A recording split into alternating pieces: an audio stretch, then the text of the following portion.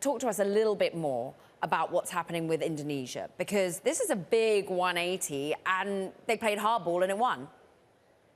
Yeah, that's exactly right. So Apple and Indonesia have been going back and forth for weeks now since the launch of the iPhone 16, right? Obviously, Apple wants to get the device in as many countries as possible. Indonesia is important to Apple because that's a potential growth market for them, right? They are making a big push across Southeast Asia, and not being able to get it in one of the biggest countries there is a really big deal for them. And so they've been making different offers, and what they finally landed on is investing $1 billion into a facility there that would produce essentially 20% of AirTags. AirTags, obviously, is that fun little device we're all gearing up to include in our luggage for the holidays, right? It's not Apple's most popular product, but it's an important one, and it sounds like it was enough to get the job done. Apple is gearing up to release a new AirTag in the middle of next year with much better range, better privacy. So that is going to be a cool thing for Indonesia to be able to produce that product potentially, or further generations of that device.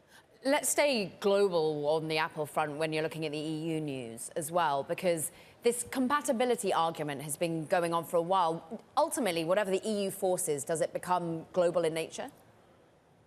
The EU wants to crack open the iPhone completely. They want to essentially make it Android. They want to make it so users could be a bunch of cowboys and do whatever they want to the device, right?